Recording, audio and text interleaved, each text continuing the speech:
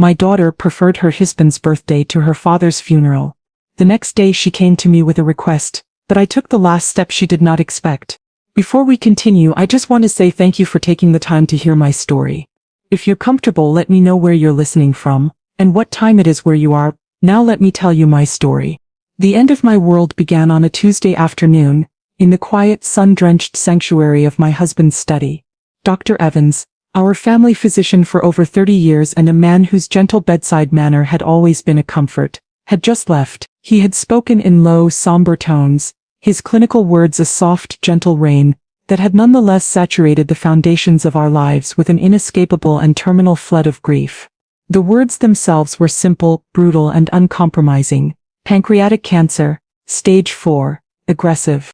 My husband of 40 years, Dr. Alistair Munro, a man whose life had been a testament to the quiet, powerful dignity of the academic world, sat in his worn brown leather armchair, the one he had graded thousands of history papers in, its surface cracked and softened with a lifetime of thought. He looked out the large bay window at the garden we had planted together in our first year in this house. His gaze distant, unfocused. The garden was entering its late autumn slumber, the roses having given their last defiant bloom, the leaves on the old oak tree a blaze of gold and crimson. It was a beautiful dying world, a perfect mirror to the one inside.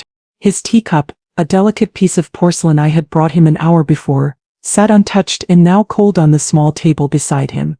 He was not a man given to grand displays of emotion. His strength had always been in his stillness, his wisdom in his silence. He had faced down university deans with a quiet resolve, mentored generations of students with a patient, guiding hand, and written 3 seminal and deeply respected books on post-colonial African history. He was a man of immense quiet substance, a man who believed in the power of facts, of history, of a life lived with intellectual and moral rigor. Well, he said, and his voice, though slightly thinner than usual, was as calm and even as it had been 1,000 times before when discussing a student's thesis or a particularly interesting passage from a book. It seems my own history is about to be concluded. I sat on the small ottoman at his feet, a position I had taken for countless evenings of shared reading and quiet conversation. My hand rested on his knee, the familiar comforting feel of the worn corduroy of his trousers a fragile anchor in a world that had just been violently torn from its moorings. 40 years. We had met as idealistic, argumentative graduate students, had built a life, a home, a family. We had woven a shared history that was as intricate and as beautiful as the antique Persian rug that lay beneath our feet. A rug we had bought on our honeymoon in Istanbul, its faded colors a map of our shared journey, and now that history was being given a final, brutal and non-negotiable deadline. Weeks. Not months or years. Weeks. "We will fight this, Alistair," I whispered. The words a desperate, reflexive denial, a shield my mind threw up against an unbearable truth. "We'll get a second opinion. We'll go to the specialists at Johns Hopkins. We'll look into clinical trials." He turned his head slowly from the window and looked at me. His eyes, which had always held a spark of wry intellectual humor, a playful glint that let you know he was 3 steps ahead in any argument, were now filled with a deep, profound and utterly heartbreaking love. He placed his frail, cool hand over mine, the hand that had held mine at the altar, that had held our newborn daughter, that had written thousands of pages of brilliant, important history, now felt as fragile as a dried leaf. "My dear Judith," he said, his voice a soft, gentle murmur, the voice he had always used to calm my own anxieties. "Some battles are not meant to be won, they are only meant to be faced with grace. This is a fact, not a theory. The evidence is conclusive." In that moment I knew, the provost in me, the part of my mind that had spent a lifetime as a university administrator dealing with logistics, with plans, with the cold hard realities of budgets and timelines, understood him completely. There would be no frantic, desperate search for miracle cures. There would be no grueling, painful rounds of experimental treatments that would steal from him the precious, dwindling quality of the time he had left. My husband, the historian, a man who had spent his life studying the inevitable march of time, was going to face his own final chapter with the same quiet, intellectual rigor and profound dignity with which he had faced everything else in his life. My role, as it had always been in our 40-year partnership, was to be his support, his quiet strength, his co-author in this final, terrible chapter. I would make the necessary calls. I would arrange for the hospice care to be brought to our home. I would ensure that his final days were as peaceful, as comfortable, and as full of the love and respect he so richly deserved. as I could possibly make them. Our world, which had once been so large, so full of travel and research and the bustling life of the university, had now shrunk to the size of this quiet, book-lined room, to the precious numbered days we had left together. The world outside, with its noise, its ambitions, its petty, everyday concerns, had ceased to exist. Or so I thought. In my all-consuming grief, I had forgotten about the powerful, relentless and utterly self-absorbed gravitational pull of my daughter Simone's world. Making the call to our only daughter was the first and most painful task on a long list of heartbreaking duties. Simone, at 34, was a whirlwind of ambitious, high-strung energy, a force of nature I had long since stopped trying to understand or control. She was a luxury event planner, a career that was a perfect and, in retrospect, a deeply telling fit for her personality. She was obsessed with aesthetics, with status, and with the flawless execution of a perfect public image. Her life was a series of beautifully curated high-stakes performances. I dialed her number from the quiet of my own study, my hand trembling as I held the phone to my ear. She answered on the third ring, her voice a little breathless, a little impatient, the sound of a woman who has 1,000 things on her to-do list, and sees an unscheduled call from her mother as an unwelcome deviation from the plan. Mom? Hi, I'm literally in the middle of a tasting with a caterer for Reggie's 40th. It's a madhouse. Can I call you back in an hour? No, Simone, I said, and my voice was quiet but firm, the old familiar tone of the university provost, a tone that cut through her frantic energy and demanded her full attention. You need to listen to me now. It's your father. I told her. I relayed Dr. Evans' diagnosis, the brutal, uncompromising timeline. I spoke in the calm, measured tones I had spent a lifetime cultivating, a desperate attempt to contain my own shattering grief within a shell of professional, manageable composure. There was a moment of shocked, stunned silence on her end of the line. I could hear the faint, cheerful clatter of cutlery and the murmur of conversation in the background of whatever chic, expensive restaurant she was in. Oh my God, she whispered, her voice a small, hollow sound, the first genuine, unperformative emotion I had heard from her in a long time. Daddy? Are you serious? Stage 4? Oh my God.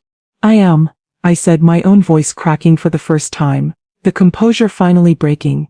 And then the moment that would, in retrospect, be the beginning of the end of our relationship, the first clear sign of the profound, unbridgeable chasm that had opened between her world and mine. Her initial human shock quickly and audibly gave way to a frantic logistical panic. The grieving daughter was instantly replaced by the stressed-out event planner. Oh my God, Mom, that's terrible, she said, her voice now a high-pitched, anxious rush, the words tumbling out in a torrent of pure, unadulterated self-interest. But what about Reggie's party? It's his 40th. We've been planning it for over a year. It's a huge deal. All the investors for his new venture fund are flying in from London and Hong Kong. We have non-refundable contracts. The timing is just, it's a nightmare. I sat in my husband's study, the scent of his old books and his pipe tobacco a comforting, familiar ghost, and I could not believe what I was hearing. I was in a state of profound soul-deep shock, a state where the world seems to move in slow motion, and yet my daughter's first immediate reflexive thought was for a party. Not just any party but a networking event, a business transaction disguised as a celebration for her husband Reggie. Simone, I said, my voice now a low, dangerous whisper, a sound she had not heard since she was a teenager who had broken curfew. Your father has a few weeks to live. We are not discussing your husband's birthday party right now. I know.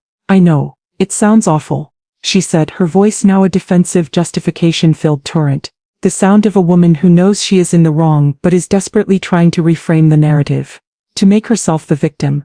But you don't understand, Mom. This isn't just a party. It's a multi-million-dollar deal in the making. It's crucial for Reggie's new fund. It's our future. Daddy would have understood. He of all people understood the importance of a business obligation. He always said a professional commitment was a sacred thing. She was using my husband's own words, his own profound sense of integrity and his strong work ethic, as a weapon to justify her own breathtaking and deeply, deeply cruel self-absorption. She was twisting his memory into a shield for her own monstrous priorities. The conversation that followed was a surreal, heartbreaking study in two completely different and utterly irreconcilable realities. I was speaking of hospice care, of managing his pain, of the precious, dwindling moments we had left to say goodbye. She was speaking of floral arrangements, of catering deposits, of the political and social ramifications of a possible cancellation. Her world was one of logistics, of image, of the relentless forward momentum of her own ambition. My world had just collapsed into a single quiet and profoundly sacred room, and there was no bridge, no common language, no shared ground between them. I hung up the phone, my heart not just broken by the impending loss of my husband, but now bruised, confused, and for the first time in my life, deeply, chillingly, and profoundly disappointed in my only child. The weeks that followed were a quiet, heartbreaking vigil, a slow, sacred unwinding of a 40-year love story. Our large, comfortable home, which had once been a bustling hub of academic gatherings, of lively dinner parties, of the chaotic, joyful noise of a growing family, became a quiet, hushed sanctuary. The world outside, with its noise and its demands, its deadlines and its ambitions, faded away into a distant, irrelevant hum. Our life, our entire universe, was now contained within the four walls of my husband's study, a room that had been the center of his intellectual life, and was now, with a sad, poetic symmetry, to be the scene of his final chapter. I slept on a small, comfortable cot at the foot of his hospital bed, which we had moved into the study so he could be surrounded by his beloved books, his history, his life's work.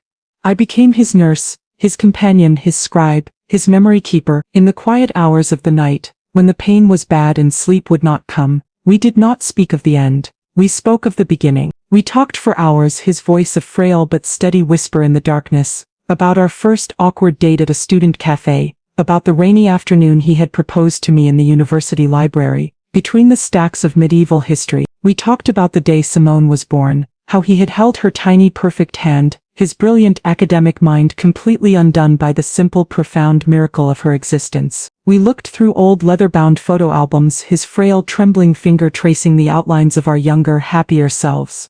Two bright, hopeful kids who had no idea of the long, beautiful and ultimately finite road that lay ahead of them.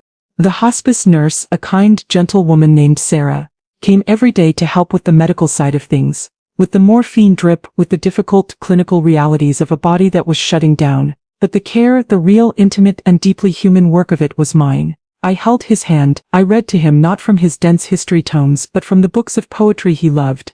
Yeats, Auden Frost. His eyes closed, his face calm as he listened to the familiar, comforting rhythms of the words. I played the old jazz records he loved, the soft, mournful and deeply spiritual notes of John Coltrane's A Love Supreme, a fitting soundtrack to our slow, sad and strangely beautiful goodbye. In the midst of this sacred, quiet bubble of grief, my daughter Simone was a jarring and increasingly infrequent intrusion from another world. She would arrive in a flurry of expensive perfume and anxious, crackling energy, her ever-present phone clutched in her hand like a lifeline to the other more important reality she inhabited. Her visits were brief, distracted, and almost entirely performative. She would perch on the edge of a chair at the far side of the room, her eyes darting around, a look of profound, almost visceral discomfort on her beautiful, carefully made-up face. The quiet, slow and deeply authentic reality of her father's dying was an inconvenient, messy truth that did not fit into her fast-paced, success-oriented, and perfectly curated world. "How is he today?" she would ask, her voice a little too bright, a little too loud in the hushed, quiet room. The question directed at me, not at the frail sleeping man in the bed. "He is fading." "Simone?" I would say, my voice a quiet, simple statement of fact. "Right?" she would say, and then, a moment later, as if on cue, her phone would buzz. A summons from the other, more important world she inhabited. "Oh my God, I'm so sorry, Mom. I have to take this. It's the caterer. The ice sculpture for Reggie's party just cancelled. They're claiming an equipment malfunction. It's a complete and total nightmare." She would spend more time in the hallway, her voice a low, frantic and deeply, profoundly disrespectful whisper, arguing about the logistics of her husband's birthday party, than she would at her own father's bedside. She spoke more about the canapés and the valet parking arrangements for Reggie's party than she did about her father's comfort or her mother's profound and soul-crushing grief. She was not just distracted, she was absent.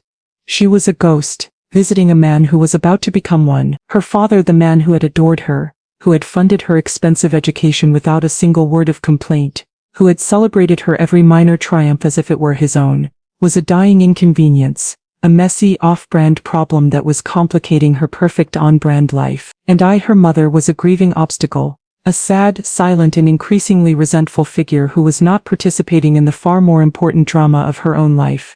The final days of my husband's life were a testament to the quiet, profound and unbreakable love we had shared for 40 years, and they were a testament to the equally profound and deeply chillingly and heartbreakingly comprehensive selfishness of our only child. My husband passed away on a quiet Tuesday morning, just as the sun was beginning to stream through the large bay window of his study, illuminating the dust motes dancing in the air, like tiny golden spirits. His end was as peaceful and as dignified as his life had been. He had been asleep, his breathing shallow. I was holding his hand reading a poem by Yeats, and his breathing just stopped. He took a final, quiet, almost imperceptible breath. His hand relaxed in mine, and he was gone. The quiet ticking clock of our vigil had finally and mercifully come to a stop. The days that followed were a blur of a new and very different kind of activity. The quiet, sacred hush of the sick room was replaced by the surreal and deeply practical logistics of death. There were phone calls to be made, arrangements to be handled, a life's worth of paperwork to be sorted. I moved through it all in a fog, a robot programmed to perform the necessary tasks, my own shattering grief packed away in a cold, dark room in my heart, to be dealt with later. I called our family, our friends. I wrote the obituary, a small 1,000-word and utterly inadequate summary of a magnificent and important life. And I met with the funeral director, a kind, somber and deeply professional man, who helped me navigate the choices that had to be made. Alistair had been a beloved and deeply respected professor at the university for over 30 years. His death was not a private family matter, it was a community loss. The calls and emails that flooded in from his former students, from his colleagues, from his vast network of academic friends all over the world, were a testament to the thousands of lives he had touched with his wisdom, his kindness and his quiet, unshakable integrity. We knew the funeral would be a large one, a final public honoring of a life well lived. The university had generously offered the use of their beautiful Gothic stone chapel for the service. The funeral director and I looked at the calendar. Given Alistair's academic ties, the only day that most of his friends, colleagues and former students could attend a formal service was a weekend. We chose the following Saturday. The service would be at 2 in the afternoon, followed by a simple private burial at the cemetery next to his parents. After the arrangements were made, a small practical task in a sea of overwhelming grief, I steeled myself for the next in what I knew would be the most difficult phone call. I called Simone. I told her that her father had passed. I told her the date and the time of the funeral. There was a moment of what I am sure was genuine, if fleeting sadness in her voice. "Oh, Mom," she whispered. "Oh, Daddy, I'm so sorry. I was going to try and come by tomorrow." And then the now familiar, jarring and deeply profoundly inappropriate shift, a sharp, panicked intake of breath, a sound I was beginning to know and to dread. "Wait," she said, her voice a high, thin wire of pure logistical horror. "Did you say Saturday? This Saturday at 2 o'clock? "Yes, Simone," I said, my voice weary, my heart too full of grief to have any room left for anger. It was the only day that worked for the chapel, the only day that everyone who loved your father would be able to come and pay their respects. But that's the day of the party," she said, her voice a rising, incredulous wail. "Reggie's 40th. Mom, it's the same day. The caterers are arriving at 3. The guests are arriving at 6. It's the same time." The inevitable, and in retrospect, the almost comically tragic overlap had occurred. The two central defining events of my daughter's world, her father's funeral and her husband's birthday party, had through a cruel twist of fate and scheduling, collided. She was being presented with a choice, a stark, simple and utterly profoundly morally unambiguous choice. It was a choice between her past and her future, between her father and her husband, between love and ambition, between duty and desire. It was a choice that would, I knew with a sudden chilling certainty, define her and our relationship forever. There was no middle ground, there was no compromise. She had to choose. The choice for Simone was never really a choice at all. It was, as all things in her life had become, a business decision. It was a cold, hard and deeply, deeply rational calculation of which event held more value for her brand, for her future. There was no room in her spreadsheet for something as unquantifiable as grief, or as unprofitable as filial duty. The phone call in which she delivered her verdict, a few hours later, was a masterpiece of corporate self-justifying doublespeak. She did not call me back immediately. I imagine she spent that time in a strategy session with her husband Reggie, weighing the pros and cons, assessing the potential brand damage of each option, and crafting the perfect, unassailable justification for the decision they had already made.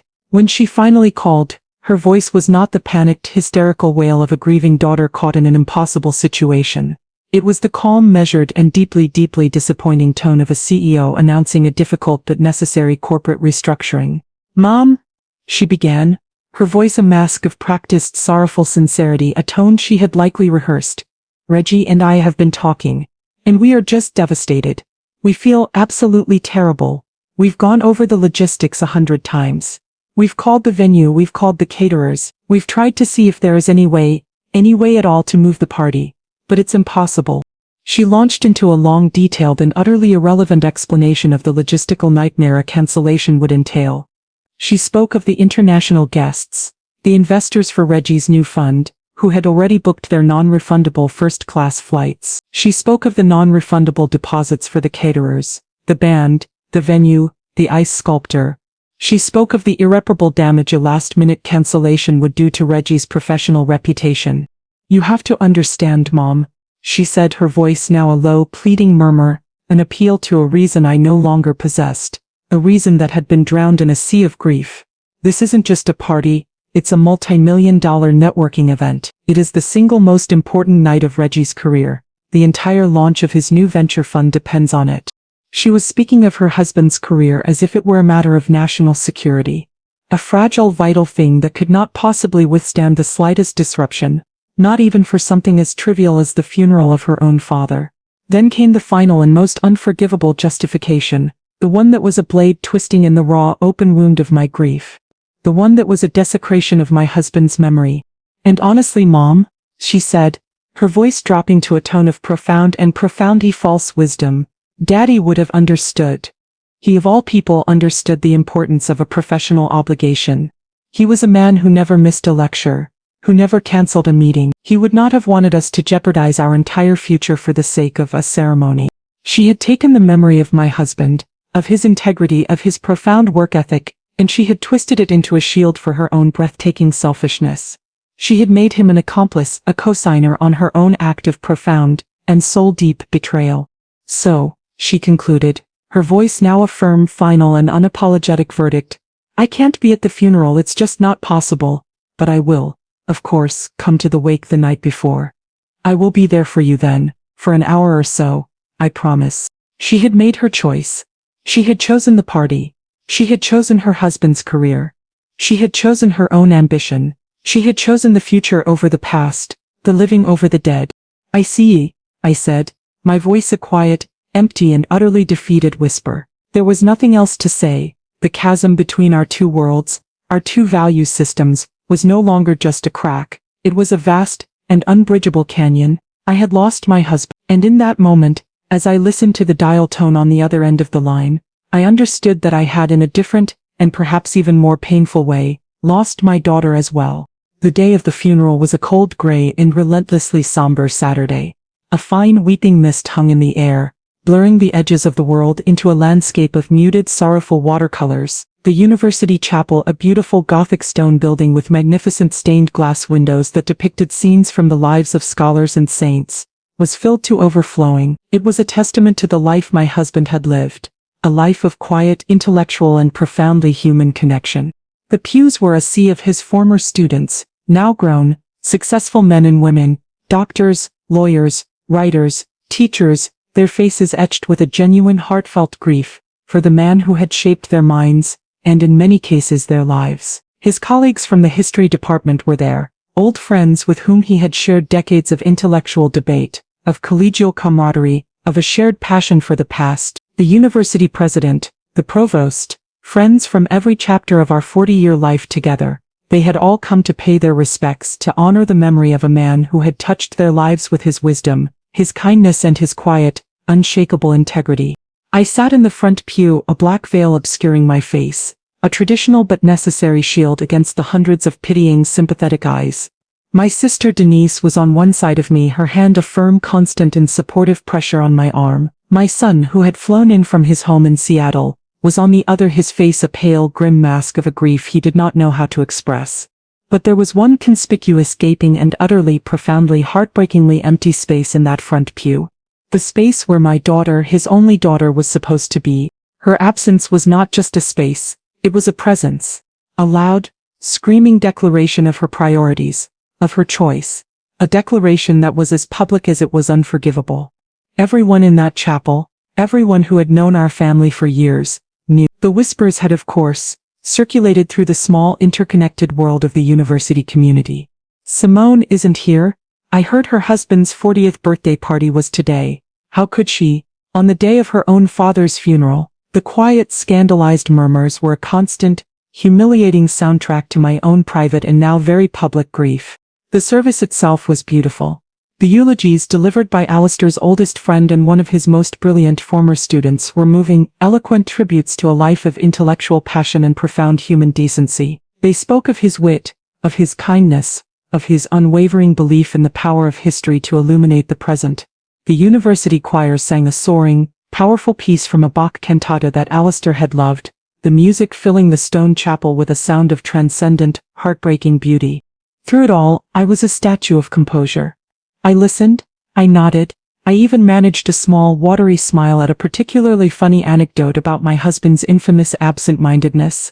A story that was both painfully familiar and wonderfully new, but on the inside I was a hollow, echoing cavern of pure, unadulterated pain.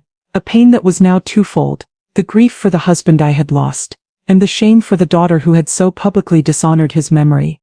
The service at the graveside was even harder. We stood under a slate-gray sky, the fine mist clinging to our coats, and watched as my husband's simple, elegant mahogany casket was lowered into the cold, dark earth. I stood at the edge of the grave, surrounded by a crowd of love and support, of people who had genuinely cherished my husband, his life, and his work. And yet I had never felt so utterly and so profoundly alone. The one person other than myself who should have been there to witness this final terrible act of closure, the one person who carried his blood, his legacy, his very DNA was not there. She was, at this very moment I knew with a cold, sickening certainty across town in a glittering, soulless ballroom, her face a mask of perfect hostess charm, her laughter a bright musical chime, her grief, if she felt any at all, was a distant, inconvenient and entirely invisible thing. The final shovelful of earth on my husband's grave was not just the end of his life. It was the burial of any hope I had left for the daughter I thought I knew. That evening, after the last of the kind, grieving mourners had departed from my house, leaving behind a kitchen filled with the scent of lilies, and the uneaten remnants of a kettered wake, I sat in my husband's study. The house was finally blessedly quiet. But the silence was not peaceful. It was a heavy, accusing thing, thick with the weight of my daughter's absence, of her profound and very public betrayal. There was a soft, hesitant knock at the study door. It was Mr. Harrison, our family lawyer of over 30 years. He was more than just a lawyer, he had been Alistair's closest friend, his confidant, his weekly chess partner since they were both young, ambitious men. He entered the room, his kind, weary face a mask of a grief that was as deep and as personal as my own. He was not just an executor of a will, he was a friend, mourning a friend. He did not offer me hollow platitudes or legal jargon. He simply sat down in the armchair opposite me, the one where he had sat for so many years, and poured himself a small glass of the scotch that Alistair had loved, a silent, familiar ritual. "I am so sorry, Judith," he finally said, his voice a low, gravelly rumble of pure, unadulterated rage. "For your loss, and for the unforgivable disrespect shown to his memory today.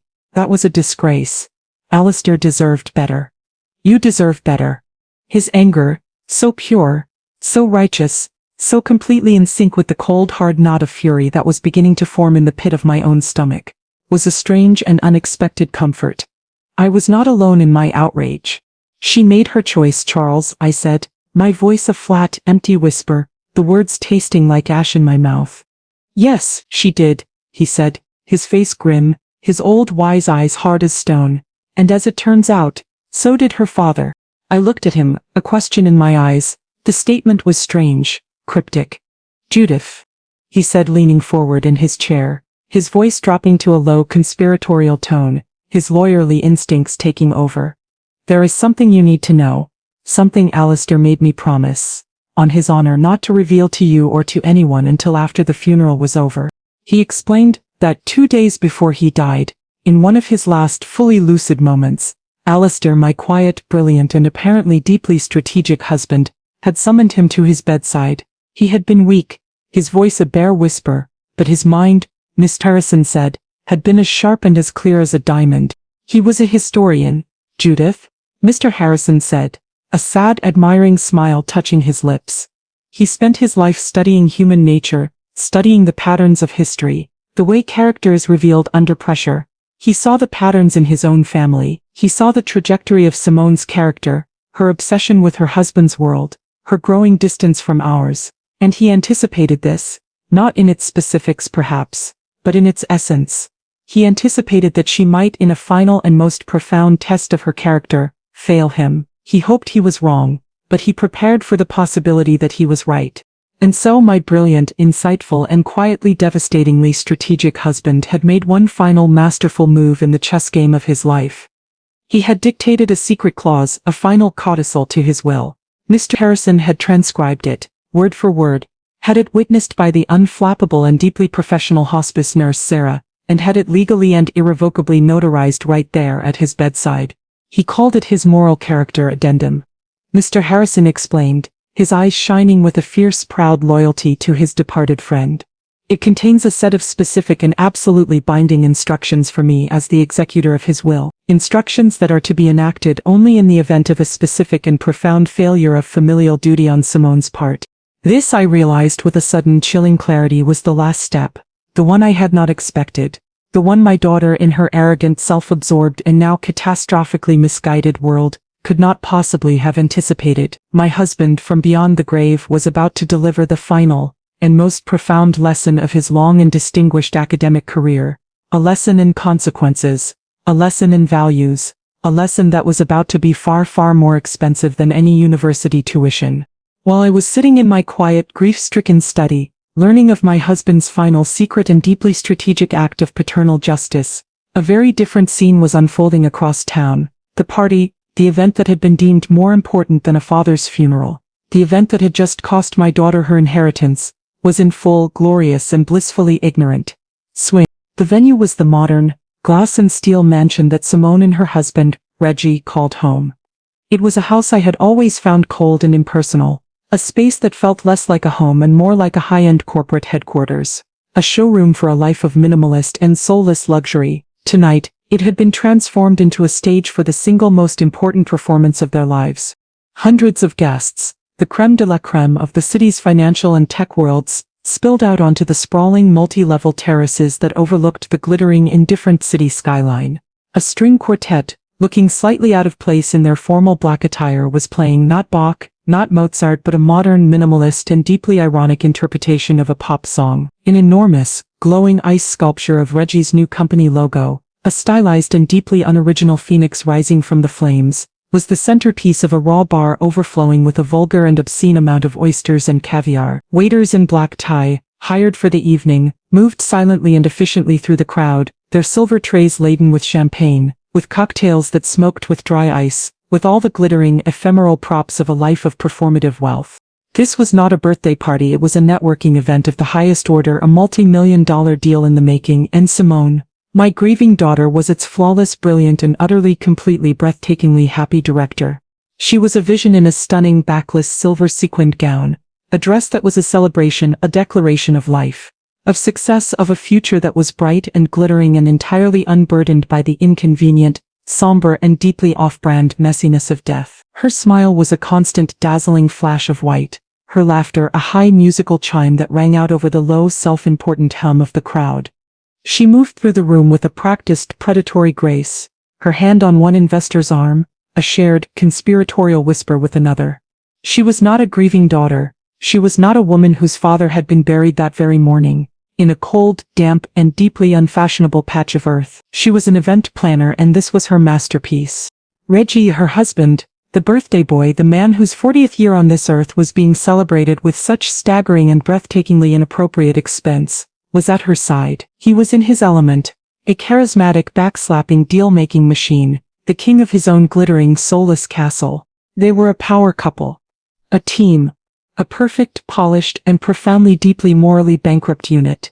They had made their choice. They had chosen this. They had chosen the party, the money, the ambition, the future, and they had, without a backward glance, without a single visible flicker of remorse or of grief, left the past, and the man who had given them that future behind, in a cold, dark and lonely grave. The contrast was not just stark, it was a sin, a profound and unforgivable violation of the most basic tenets of human decency, and it was a sin for which a price, a very, very high price, was about to be exacted.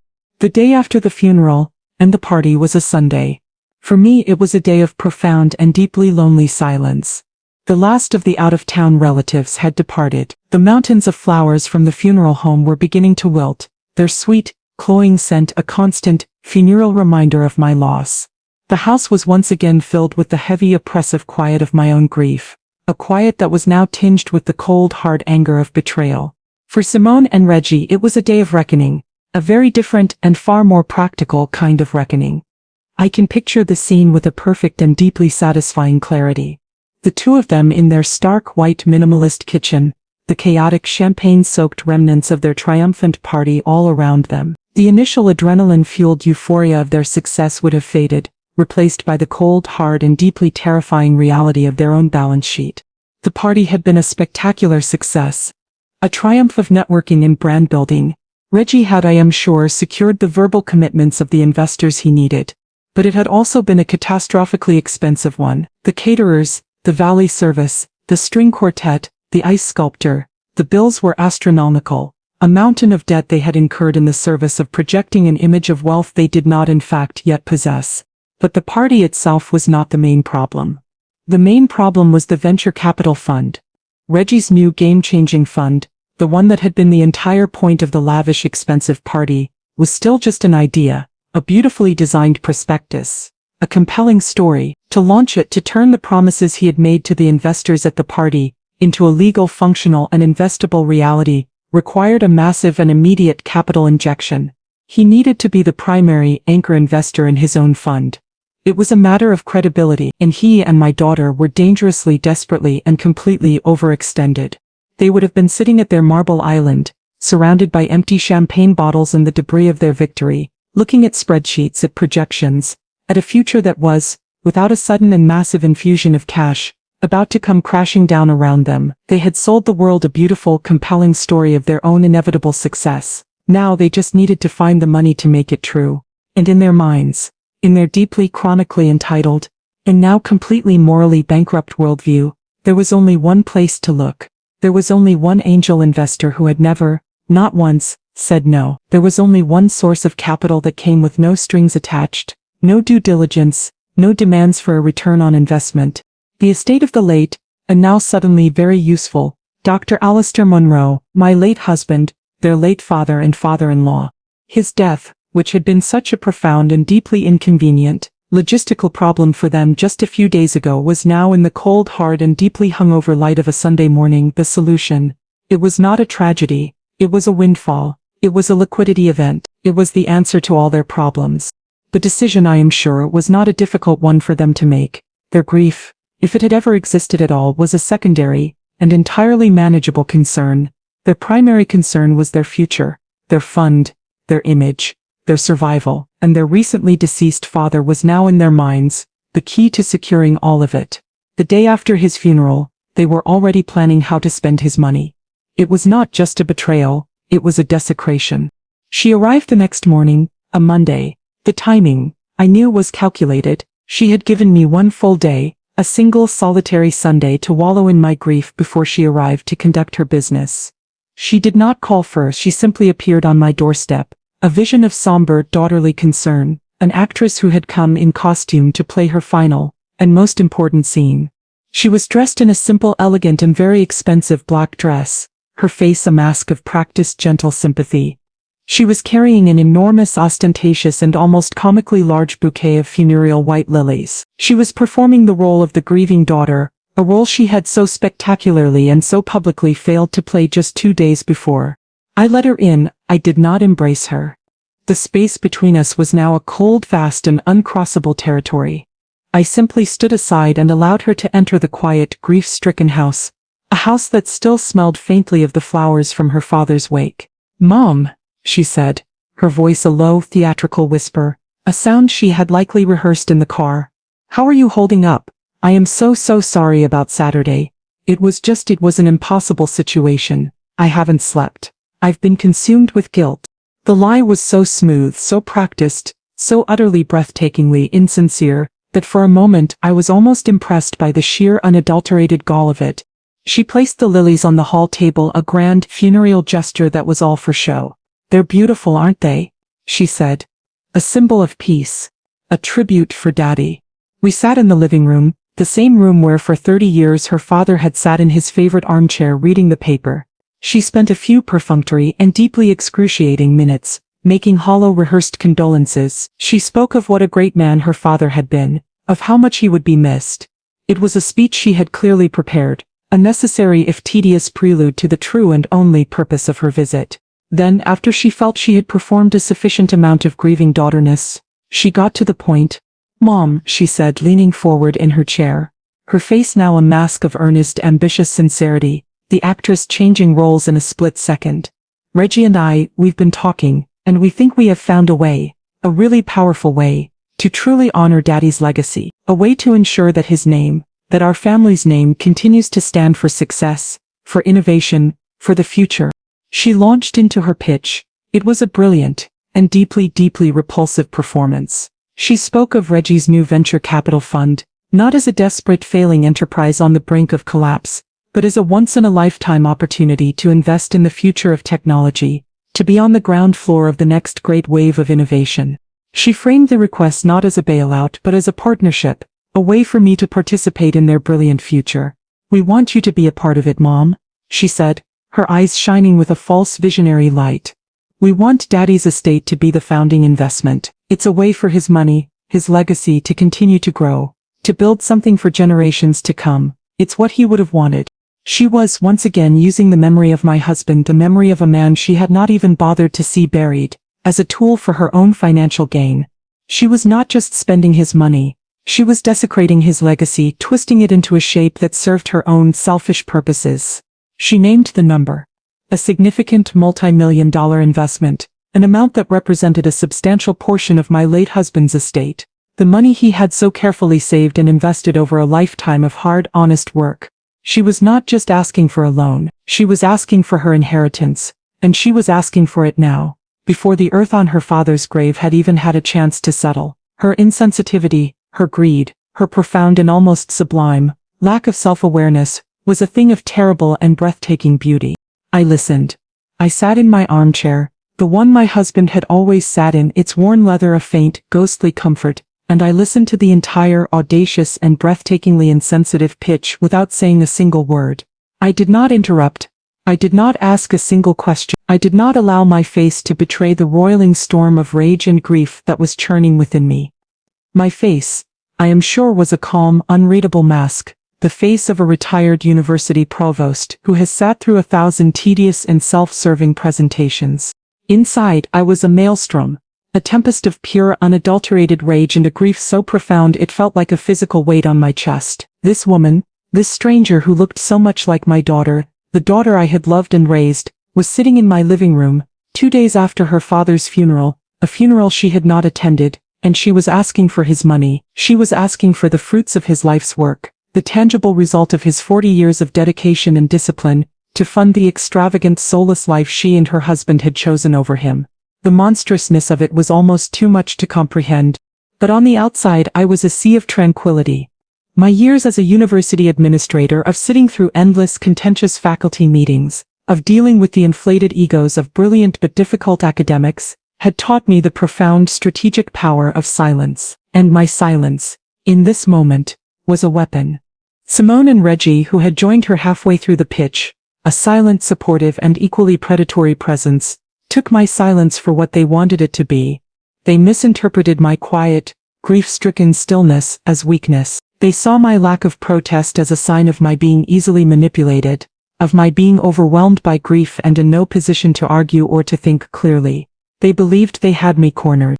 Of course, you'll need to think about it, Mom, Simone said.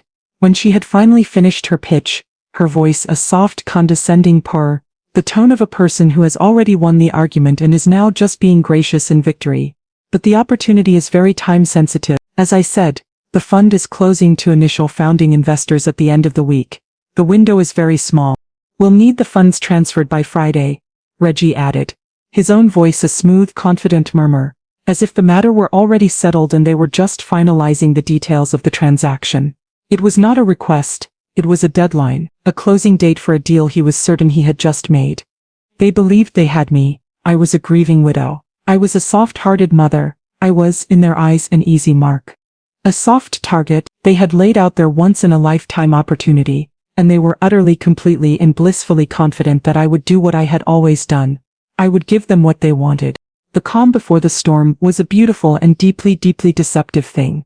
They saw a quiet, placid sea, a smooth and easy passage to their golden shore. They had no idea that beneath the surface, a tsunami, a great and destructive wave of consequences, was gathering its immense and terrible power.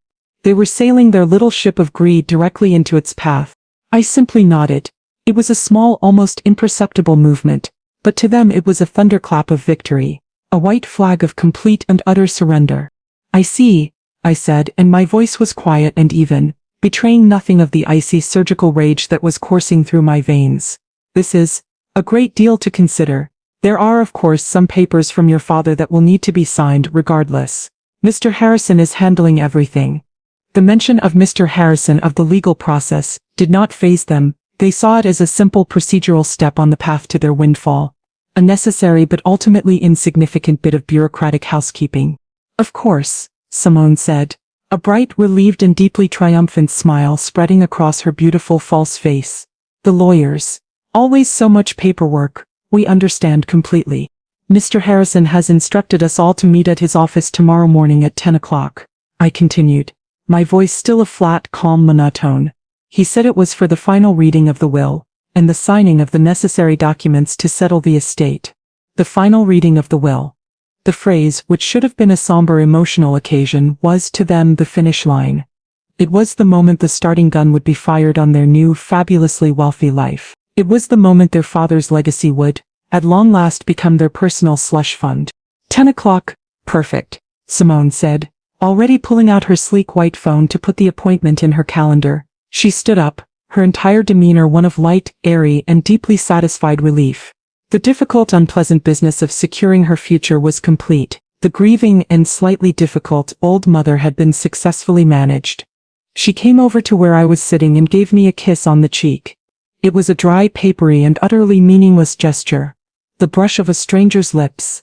Thank you, Mom, she whispered, her voice a conspiratorial purr, as if we were now partners in this grand new venture. You're doing the right thing. Daddy would be so proud of us, of what we're building in his name. They left, their steps light, their faces bright with a triumphant, greedy relief. They had done it. They had secured the investment. They had won. They were already, I was sure, planning how they would spend the money, the dinner they would have that night to celebrate their own cleverness. The moment the front door closed behind them, the moment their expensive German car pulled away from the curb, I made a call, not to my sister, not to a friend, but to the one person who was now my sole, and most important ally in this quiet, and now very final war. Charles, I said when Mr. Harrison answered his private line, they were just here. They asked for the money. The meeting is set for tomorrow at 10, just as we planned. I see, he said, his voice a low, grim rumble, the sound of an old lion preparing for a fight. And how are you, Judith? Truly, I am resolved, I said, the word a cold, hard stone in my mouth. I was no longer grieving. I was an instrument of my late husband's final and most profound wish. Good, he said, then I will see you tomorrow, and I will have the codicil ready. The summons had been issued, the final and most important meeting was on the books. And my daughter and her husband were walking into it with a heart full of greed, completely and utterly unprepared for the final and most devastating surprise of their lives. A surprise that had been planned with a sad and terrible foresight, by the very man whose memory they were so eager to monetize. The next morning I dressed with the care and precision of a woman preparing for a battle, or perhaps more accurately for a funeral. The funeral of the daughter I had once known. I chose a simple, elegant, and perfectly tailored black dress. My late husband's pearls, his first gift to me when he was a struggling graduate student, were a cool, solid weight against my skin, a silent, tangible connection to his love and his strength. My face in the mirror was a calm, serene mask, a product of a lifetime of academic and professional composure. Inside, I was a maelstrom of grief, of rage, and of a cold, clear and absolute resolve. I arrived at Mr. Harrison's office at 9:30. His firm occupied the top floor of a historic downtown building, a space of quiet, old-world power, all dark, polished wood paneling, floor-to-ceiling shelves of leather-bound law books, and the hushed, expensive silence of serious money and serious problems. Mr. Harrison greeted me himself at the door to his private office. He was dressed in a somber charcoal gray suit, his face a grim, unreadable mask. He looked at me, his old wise eyes full of a deep and unspoken sympathy. "Are you ready for this, Judith?" he asked, his voice a low murmur. "I am," I said, and my voice was steady. "Alistair was ready. So I am ready." He led me into his large, formal conference room. A long, polished mahogany table, so dark it was almost black, dominated the space, its surface reflecting the gray, overcast morning light from the large windows that overlooked the city. I took a seat at one end of the table, my back to the window. Mr. Harrison sat beside me, his handsome worn leather briefcase on the table in front of him. We waited in a companionable and deeply somber silence. At precisely 10 o'clock they arrived. Simone and Reggie were a vision of confident, expectant power. They were not dressed for a will reading. They were dressed for the closing of a major deal, for the first day of the rest of their fabulously wealthy lives. She was in a sharp, cream-colored pantsuit, a statement of her own corporate power. He was in a perfectly tailored business suit, his tie a bold slash of color. Their faces were bright with an almost indecently cheerful anticipation. "Good morning, Mom, Charles," Simone said, her voice a bright musical chime that was a jarring, offensive note in the somber legal atmosphere of the room. They took their seats at the opposite end of the long table, a physical representation of the vast, unbridgeable chasm that now lay between us. They were not here as grieving family, they were here as business partners ready to sign the papers that would launch their new enterprise. They were ready to get their money. They were ready to start their new life. They were utterly, completely, and blissfully unaware that they had not come here for a coronation. They had come for an execution, their own. And the executioner was a man who was no longer even in the room. Mr. Harrison, his face a grim, unreadable mask of professional solemnity, opened his briefcase and took out a thick blue legal-bound document. It was Alistair's last will and testament, a document I had helped him draft years ago, a document I thought I knew by heart. "We are here today," he began, his voice a formal legal drone that seemed to absorb all the sound in the room, "for the final reading of the will of the late Dr. Alistair Munro. As the named executor in this document, it is my duty to read his final wishes and to ensure they are carried out to the letter of the law, and with the full authority of the state." He put on his reading glasses, a small, deliberate act of theater, and began. He read through the standard preliminary clauses, the legal boilerplate that is the foundation of any such document. His voice a steady, dispassionate monotone. He read through the smaller bequests, the quiet, thoughtful gifts that were so characteristic of my husband. Alistair's vast and priceless collection of first edition history books was to be donated, in its entirety, to the university library, to a special collection that would now bear his name. A series of smaller but significant donations were to be made to a handful of charities he had supported throughout his life. A literacy program for inner-city children, a small struggling historical society, an animal shelter. Then he got to the main clauses, the ones that dealt with the substantial assets of his estate. "To my beloved wife, Judith Munro," he read, and his voice, for a moment, lost its formal edge, softened by the memory of his old friend. "I leave the entirety of our shared home at 1224 Elm Street, its contents, our personal savings and investment portfolios, and the full balance of my university pension. It is all yours, my love, as it always has been. Use it to live a long, happy and beautiful life, and know that you were the greatest discovery of my own." I closed my eyes for a moment, a fresh hot wave of grief washing over me, the beauty and simplicity of his love a sudden sharp pain in my heart.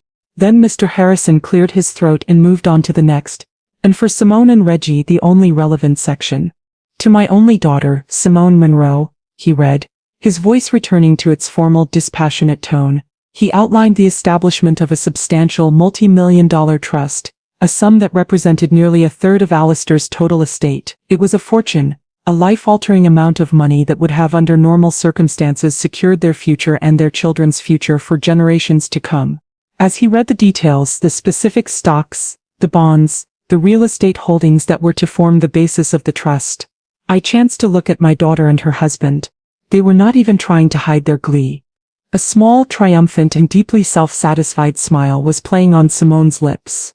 Reggie was leaning back in his chair, a look of pure unadulterated victorious satisfaction on his handsome face. He had done it. He had secured the bag. They exchanged a small, almost imperceptible but deeply, deeply triumphant glance.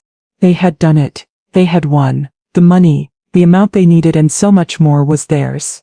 The fund was saved. Their beautiful, perfect and utterly fraudulent life was secure. Their future was a glittering golden road, stretching out before them paved with her dead father's money. They were just waiting for the final procedural paperwork to be signed, for the check to be written. The performance was over, and they were about to collect their reward. Mr. Harrison finished reading the clause establishing the trust for Simone. He took off his glasses, polished them slowly with a silk handkerchief and placed them on the polished table. He then took a slow, deliberate sip of water from the glass in front of him. The room was silent, filled with the almost audible hum of my daughter and her husband's greedy, triumphant energy. They were waiting for him to produce the documents for them to sign, the final simple step that would make their dreams a reality. He set the glass down with a soft, definitive click. However, he said, the single word, so quiet, so unexpected, landed in the silent, expectant room with the force of a physical blow. It was a word that did not belong in their script, a sudden, jarring and deeply unwelcome plot twist. Simone's triumphant smile faltered, a flicker of confusion, of annoyance in her eyes.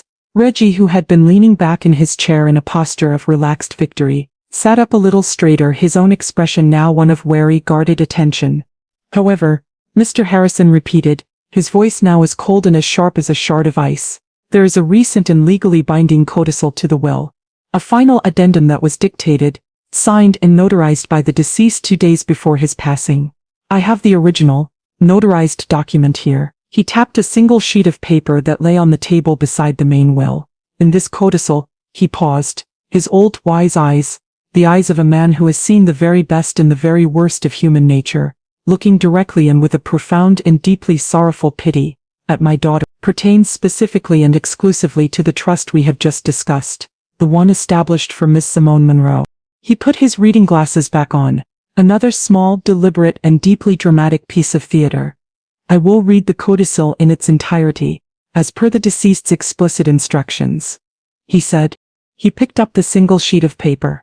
I, Alistair Monroe, he began, and his voice as he read my husband's final powerful and deeply disappointed words was a solemn and unforgiving instrument of judgment, being of sound mind and body, but with a heavy and deeply sorrowful heart, do hereby declare that the establishment of the aforementioned trust for my daughter Simone Monroe is strictly and irrevocably conditional. He paused, letting the word conditional hang in the air, a poisonous, beautiful and deeply, deeply satisfying thing. The condition is this, he continued, his voice unwavering, that my daughter demonstrates, in the period of my final illness and passing, the basic and fundamental tenets of familial duty, of love and of respect for my memory. This is not a matter of legal interpretation, but of moral character. The sole and final arbiter of whether this condition has been met, is to be the executor of my will, my dear friend and trusted counsel, Mr. Charles Harrison, whose judgment on this matter I trust implicitly and absolutely. A profound and deeply, deeply horrifying understanding was beginning to dawn on my daughter's beautiful and now very pale face. The color was draining from her cheeks, her eyes wide with a dawning animalistic panic. She was beginning to understand that this was not a meeting, this was a trial, and she had already been judged. Mr. Harrison was not finished. He took a deep final breath and read the last devastating sentence of my husband's final, unexpected and truly beautifully just step. Should the executor determine that this moral condition has not been met, he is hereby instructed and legally bound to enact the following consequence.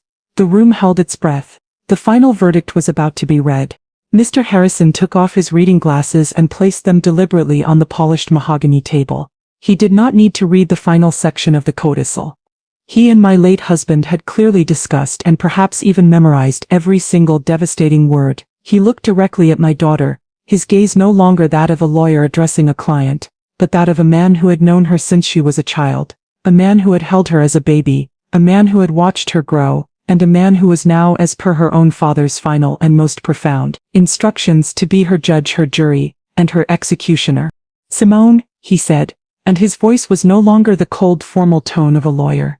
It was the low, sorrowful and deeply, deeply disappointed voice of an old family friend. A voice that was, in its quiet sadness, more damning than any shout could have ever been, given the fact that you, for reasons of what you described to your own mother as a social and business obligation, chose to attend your husband's birthday party rather than your own father's funeral. He let the accusation, the simple, undeniable, and utterly damning statement of fact, hang in the silent room. A guillotine blade, poised and waiting. It is my legal, my moral, and my deeply painful determination, as the executor of your father's will and the arbiter of his final wish, that you have profoundly and completely failed to meet the conditions of this clause. The words were a death sentence, and they landed with a quiet, brutal finality. Simone let out a small, strangled gasp, a sound of pure, uncomprehending horror, as if she had just been run through with a sword she had never seen coming. "As per your father's final, explicit and notarized instructions," Mr. Harrison continued, his voice now like the crack of a gavel, the lawyer re-emerging, the sentence now being formally pronounced, "I am legally and irrevocably bound to enact the consequence he himself laid out." He looked at Simone, at her pale, crumbling face, at the beautiful, expensive and now utterly meaningless pantsuit she wore, and he delivered the final verdict: "Your entire inheritance, the trust established in your name, its contents and all associated properties, is to be immediately and irrevocably redirected. You get nothing." He paused. A final, brutal and beautifully poetic twist of the knife, a final lesson from the history professor. "Instead," he declared, his voice ringing with a new and strangely triumphant clarity, "the entirety of the funds that would have been yours will be used to establish a new charitable foundation, in your late father's name. It will be called the Dr. Alistair Munro Memorial Scholarship at the university where he taught for 30 years, and it will fund doctoral students in the history department, in perpetuity. His legacy will be one of education and generosity, not the—" He closed the legal folder. The soft final sound was the only thing that moved in the dead silent room. Simone stared at him, her mouth opening and closing but no sound coming out. Reggie, beside her, looked as if he had been turned to stone, his face a mask of pure, unadulterated, slack-jawed shock. Their future, their beautiful, glittering and entirely unearned future, had just been in a single, devastating moment, completely and utterly annihilated. I stood up. I did not look at them. I could not. I had won. But the victory felt like ashes in my mouth. I had not just witnessed a will reading. I had witnessed the final, tragic and entirely self-inflicted disinheritance of my only child. An act of love and justice from a father who had loved her enough to see her for who she truly was. I smoothed down the front of my black dress, my head held high, and with all the quiet and now completely and totally broken-hearted dignity I could muster, I turned and I walked out of the office, leaving my daughter and her husband behind, in the stunning, complete and utterly silent ruin of their own making.